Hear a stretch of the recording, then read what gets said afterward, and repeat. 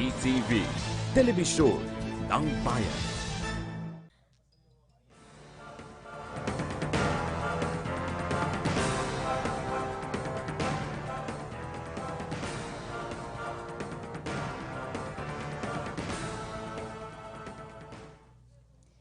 Good afternoon, members of the Malacanang Press Corps. Welcome to the press briefing of Presidential Spokesperson Ernesto Abella. Good afternoon, sir. Good afternoon. We're holding a special press briefing this afternoon, especially for a report coming from NEDA Director Ernesto Pernia. Secretary Pernia is no stranger to us here. Today he will talk about the 10-point socioeconomic agenda of the Duterte administration, especially regarding responsible parenthood and reproductive health law. Ladies and gentlemen of the Malacanang Press Corps, let's all give a warm welcome to one of the President's economic managers, Socioeconomic Planning Secretary and Director General of the National Economic and Development Authority, Dr. Ernesto Pernia.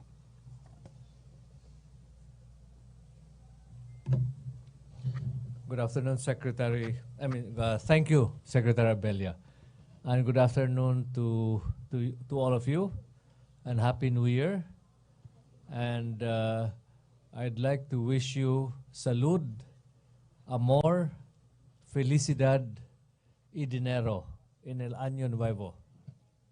That is health, love, happiness, and money in the new year, more money, okay?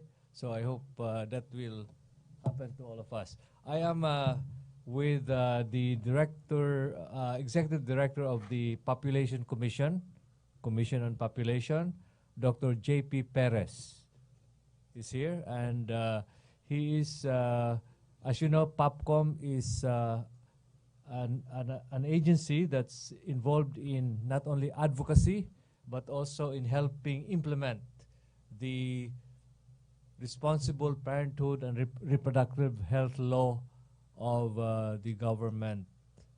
And the reason why we thought that we should have this press conference is something very important has happened, and that is the signing by the President of the executive order, which has to do with ensuring that we're able to meet zero unmet need for family planning, meaning that all women of reproductive ages should be able to achieve their desired family size, the desired number of children, rather than having more children than they want or they can afford and provide for adequately.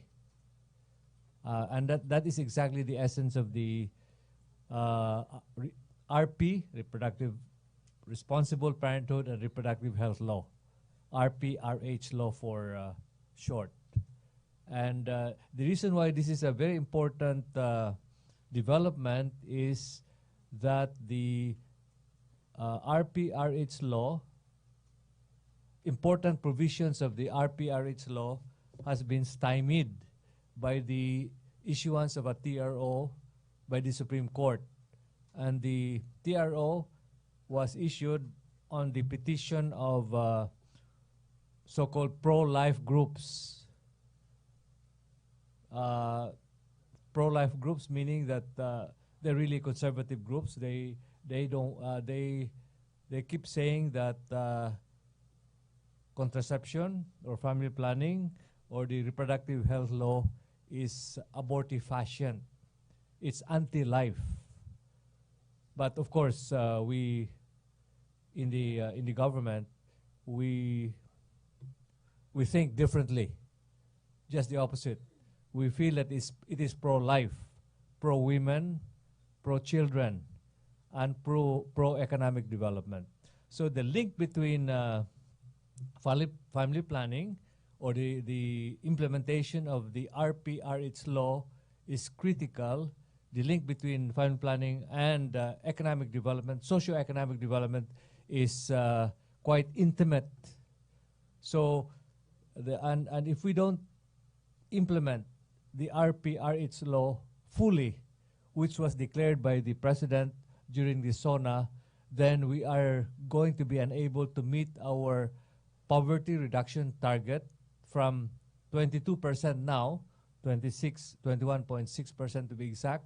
As of 2015, we want to bring that down to 14 or even 13% by the end of the Duterte administration. And explain to you why the link is so critical and why there's a need to fully implement the RPRH law.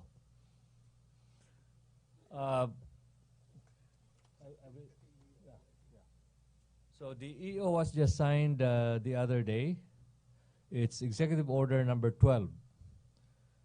And the full title of the EO is Attaining and Sustaining Zero Unmet Need for Modern Family Planning Services through the strict implementation of the Responsible Parenthood and Reproductive Health Act, providing funds, therefore, and for other purposes. It took about 3 months for us to get this signed, so we feel very delighted that it has finally been signed. And the reason is that when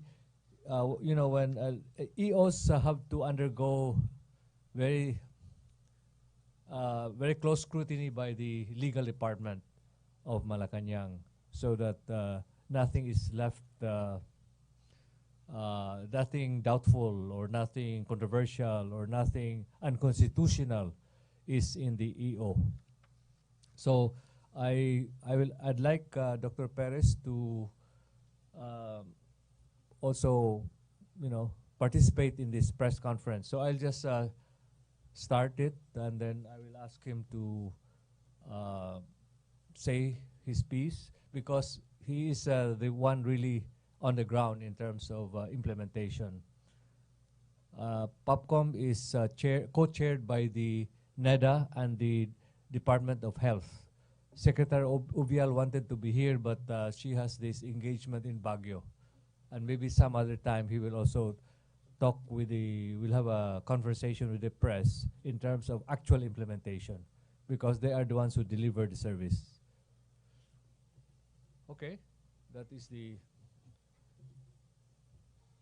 Any questions? Okay, questions for Secretary Pernia. JP Bencita of the Manila Standard. Microphone in front, please.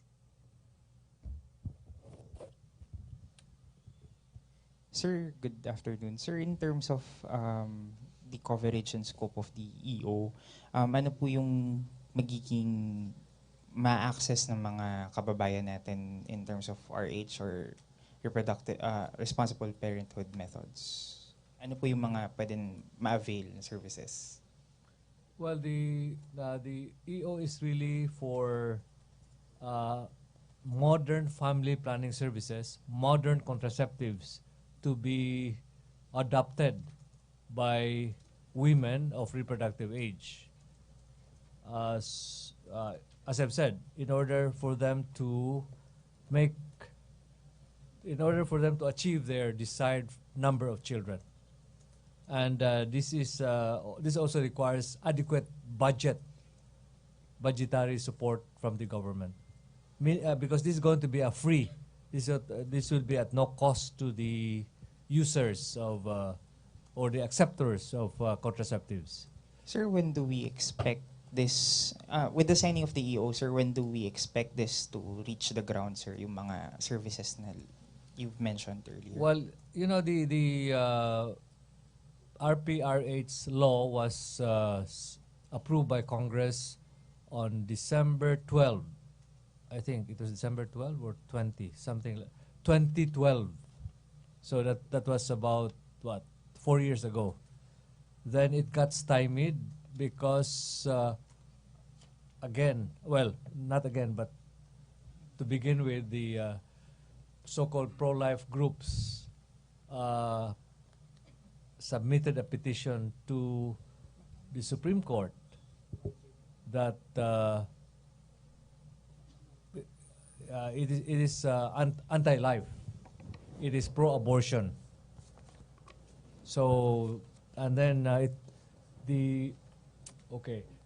So they as soon as the law was passed, then they submitted this petition to the Supreme Court, and the Supreme Court issued a TRO, or status quo ante, on the RPRH law, and so that's 2012, and it took more than a year, or 1 year and 2 months, for the Supreme Court to decide on April 2013, 2014 na ba?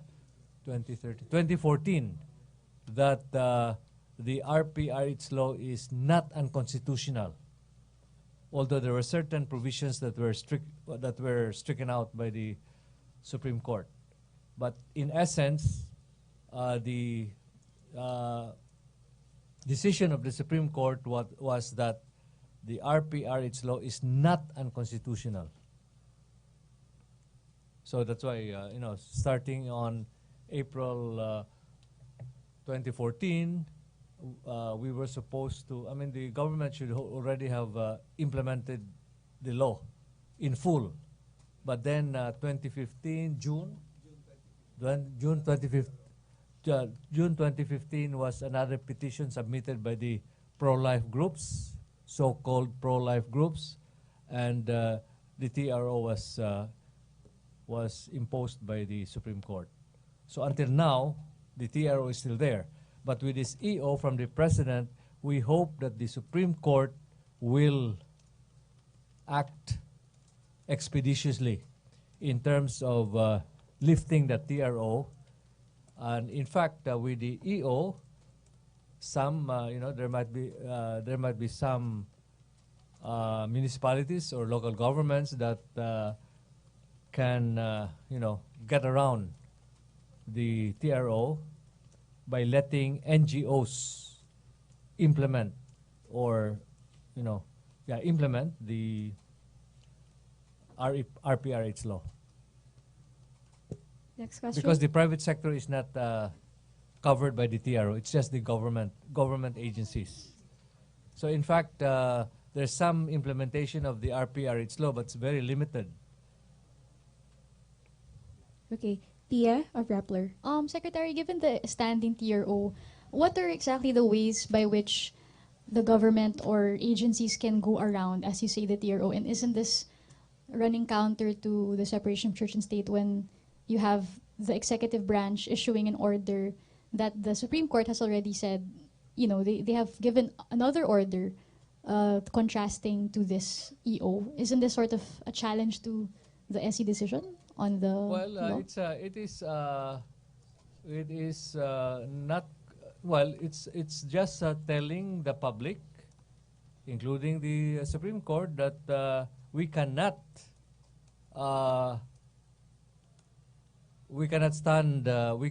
government cannot continue to tolerate this delay in judgment, because time is of the essence as far as the implementation of the RPRH law is concerned. Every day, about 11 women die from complications of pregnancy and delivery. The maternal mortality rate of in the Philippines is still pretty high, about 221 per 231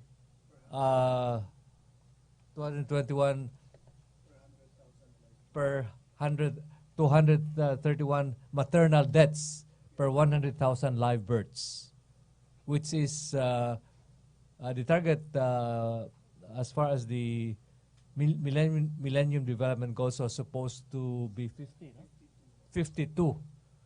So, but we have not been able to do that because of this, because we haven't had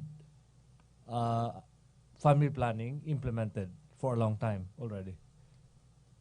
Implemented by we haven't had a family planning program funded by the government. So the RPRH law is not just to enable families to achieve their desired number of children, but also to prevent or to lower maternal mortality rates, as well as teenage pregnancies. As you know, teenage pregnancies have been rising. In other countries, teenage pregnancies are diminishing, but in the Philippines, it's rising. So there are many objectives that can be achieved by implementing the RPRH law, having to do with life of the mother, health of the mother, the health of teenagers, as well as births that are wanted. You don't want women to be having unwanted pregnancies, because then they would have difficulty raising their babies to their full potential. Okay. Next question from Celerina Monte of Manila Shimbun. Good afternoon, sir. So, sir, until such time that the TRO is lifted, the government could not implement that EO, right?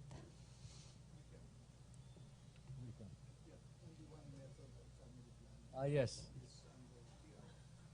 One method of family planning is under TRO, and that is the Condom. subdermal implants, implanon. And the thing about the implanon, it is the most cost-effective contraceptive, because it is good for 3 years, and it's relatively inexpensive. If you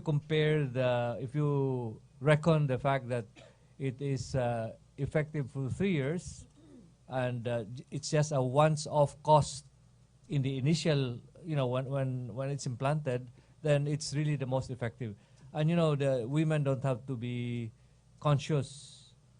They don't have to keep tab of their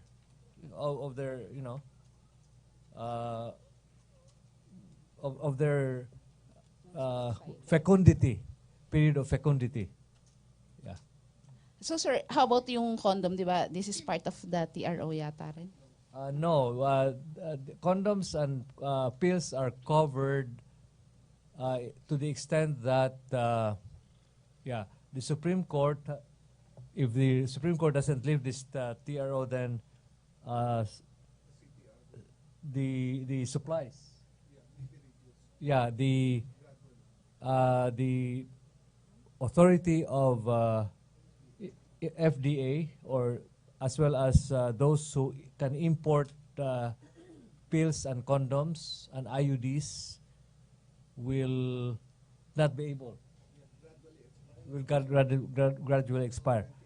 Okay, maybe I will ask Dr. Perez to also give an introductory statement before we have a full discussion in the open forum.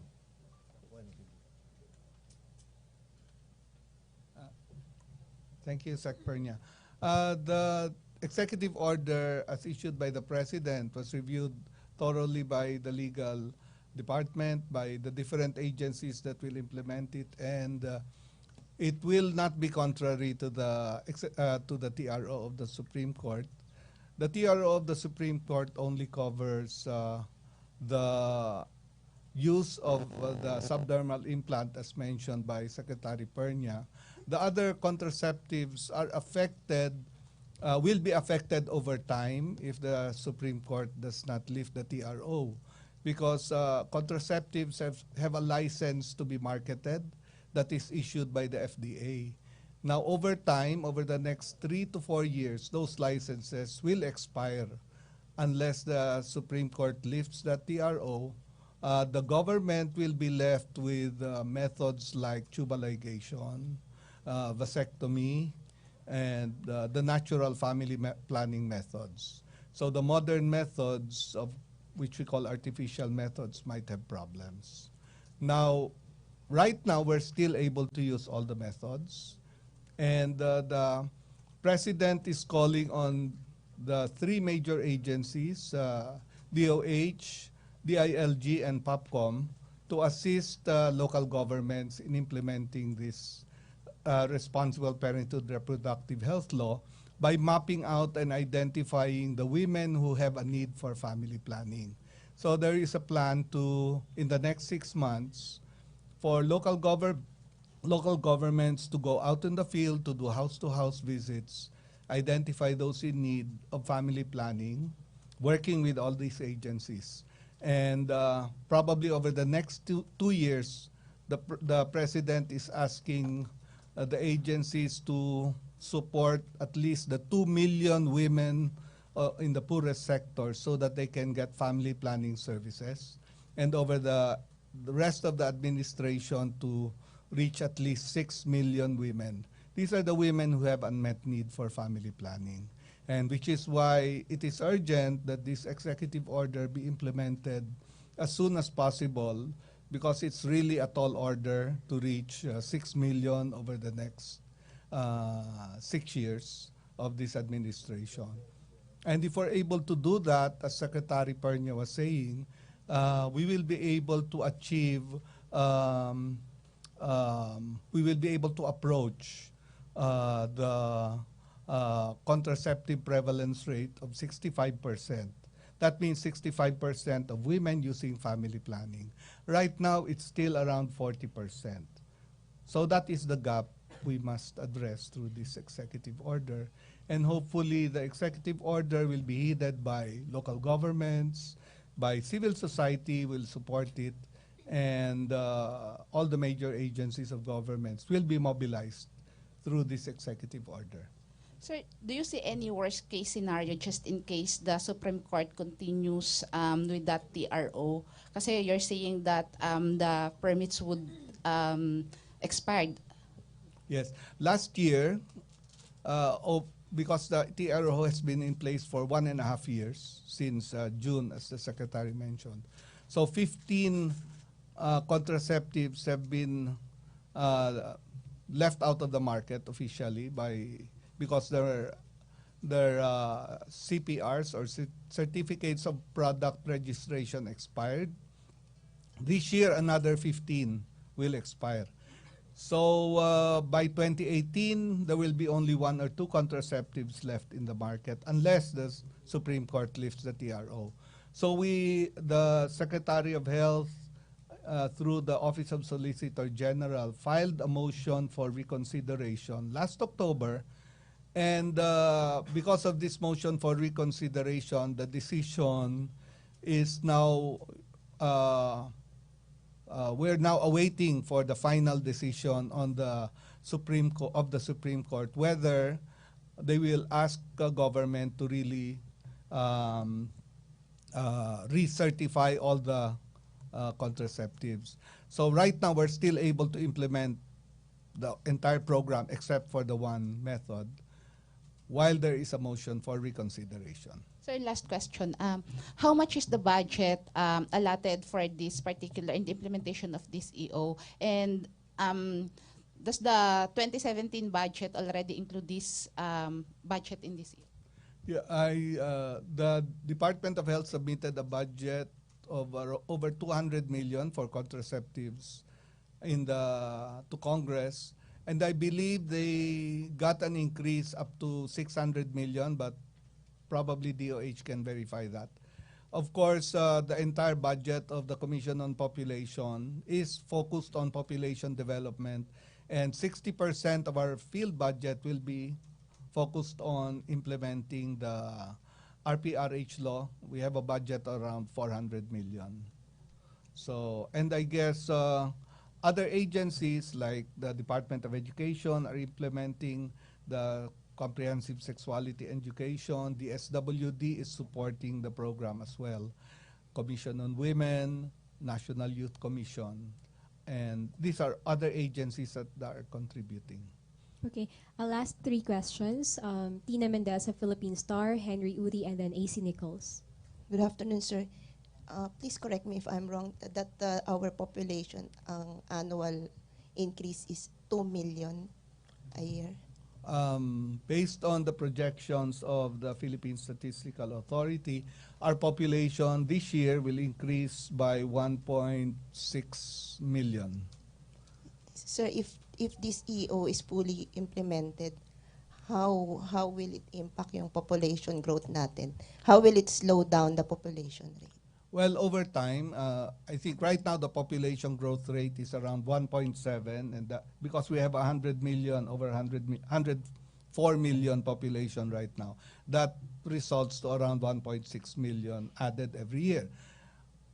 If this program is fully implemented by up to 2022, we predict that the population growth rate might go down to around 1.4, but that's a projection.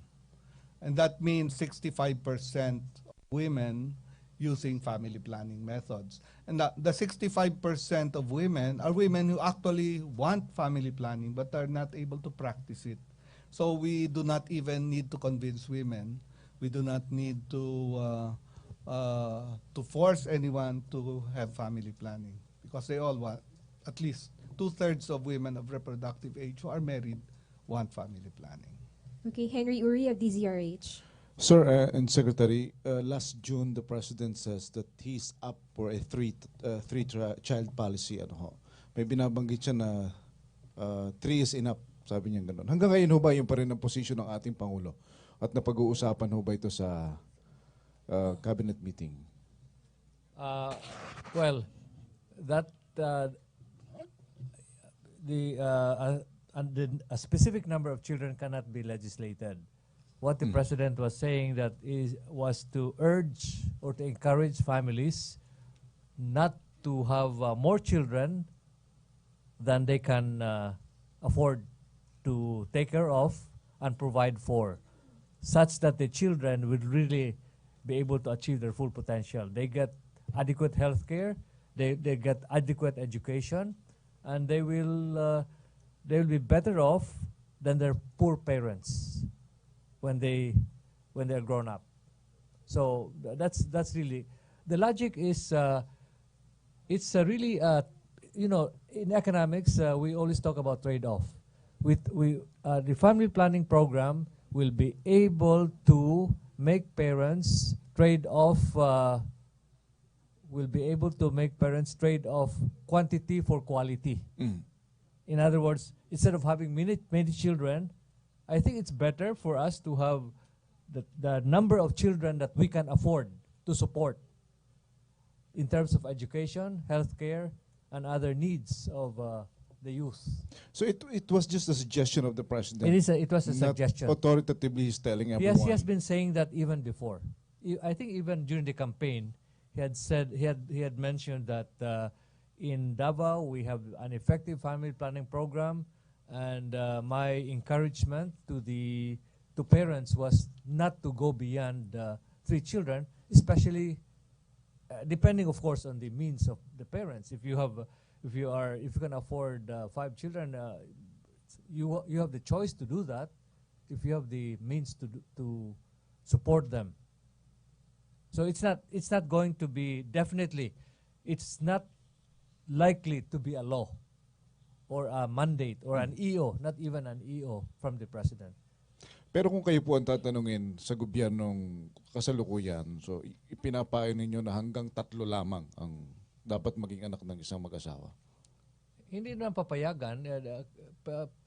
No, you allow them or you encourage them by providing the means to plan their families to have 3 children. In fact, the data would show that the poorest quintile, the poorest 20% of households have actually 5 children or a little over 5 children on average. But they say that they want only 3. So if we are able to avert the 2 so-called unwanted, in quotes, unwanted births, then not only will population growth be slowed down,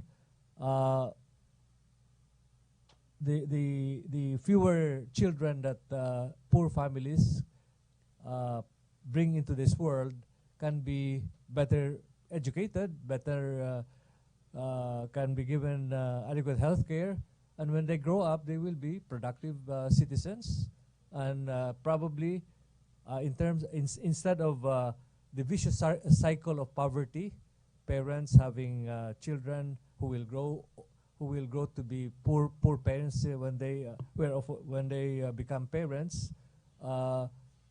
So instead of that, the children of poor parents will be better off when they grow up. Sir, lastly, magkano na ho ang per capita income ng isang pamilya ngayon? Per capita income in terms of US dollars, because we use US dollars because we can compare it with other countries. It's about 3,700, I think, dollars as of now.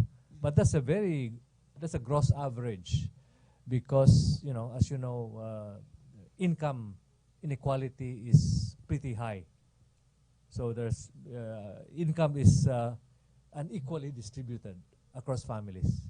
All right, thank you, sir. Okay. AC Nichols of CNN Philippines. Hi, sir. Good afternoon. Sir, just to clarify,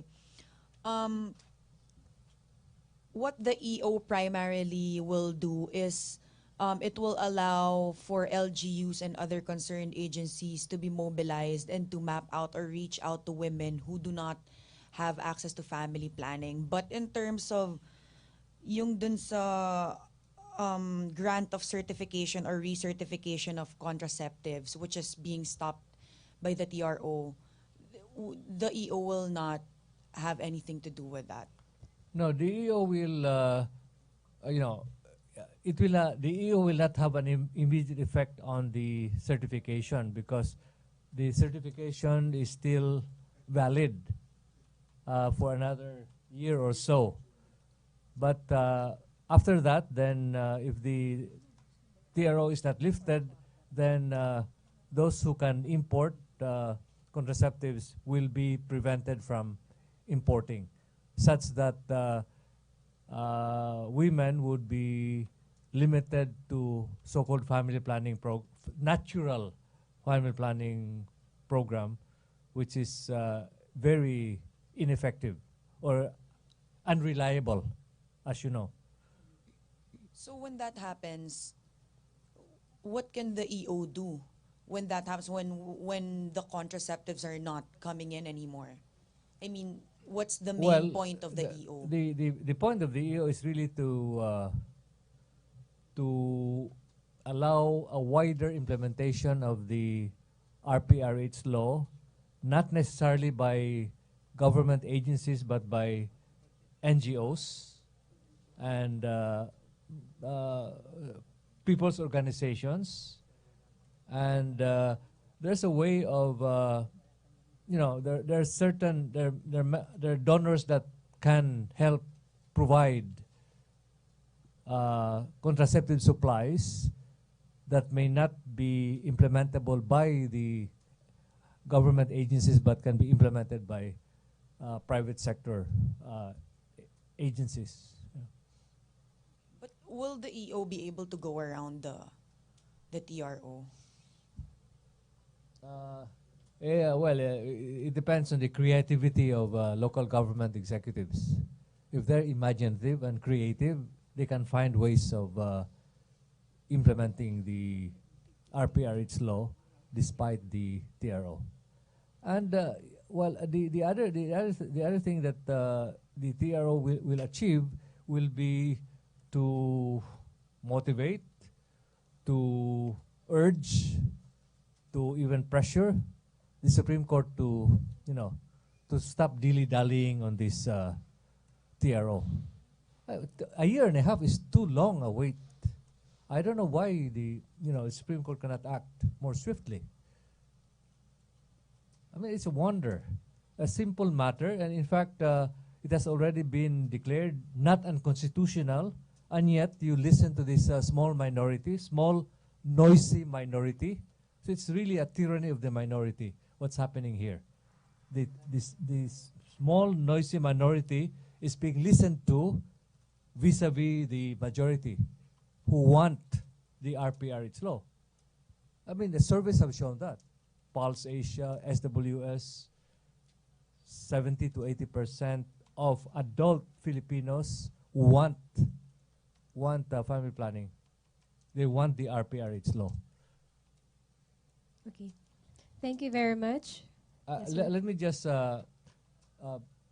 Perez was referring to contraceptive prevalence rate, which is in the Philippines is only about 45%. In Thailand or in Bangladesh, the contraceptive prevalence rate, meaning the percentage of women practicing modern family planning methods, they reach up to 75%. So we really need to ramp up our contraceptive prevalence rate to around 70%, 65 at least, better 70%, in order to achieve zero unmet need for family planning. And in order to enable women to have the number of children that they can afford and they want. And, you know, if you just make back of the envelope calculations, if there's so many million women having more children than they want, let's say, and they're having at least 2 children in excess of what they want. If you assume that these 2 unwanted births per woman are taken away, are averted, then naturally poverty will go down, because poverty incidence is just a number of poor households or poor population over the population, and so that's the pure demographic effect. But the thing about it's not just the pure demographic effect that we can expect. There's also an economic demographic dynamic that will happen, meaning that when women who are able to avert their unwanted pregnancies, then they can participate in training programs, continuing education, so that they become more employable. And when they join the labor market, when they are employed, then that becomes even a stronger motivation to have fewer children, to have even fewer than what they want. Okay, and so that is the economic demographic dynamic that can work and will push down poverty and inequality even further. Okay. I think there's one more Thank question. you. Thank you, Secretary Ernesto Pernia. There's one question there. Let him. Okay, Yes, Vance ask Fernandez. We put a lot of importance to this thing. That's why we are accommodating your questions. Sir, but there are religious groups that are against controlling children. What What's can this? you What's say? this? Some religious groups, Religious group, precisely. yes, Yeah. are not in favor of this RPRH law. And which groups participated in this Petition. as RPRH law? Yeah. Well, let them have their, let them do what their belief tells them. But don't let the few dominate the many. That's really just it's a simple way of, it's really a democratic way. Who are you going to listen to? The government should follow the majority more than the minority. And it's really a small group. Yes. Yeah. Okay. Thank you very much, Secretary Ernesto Pernia of NEDA and Dr. J.P. Perez Of the Population Commission. of the Population Commission. Thank you, sir.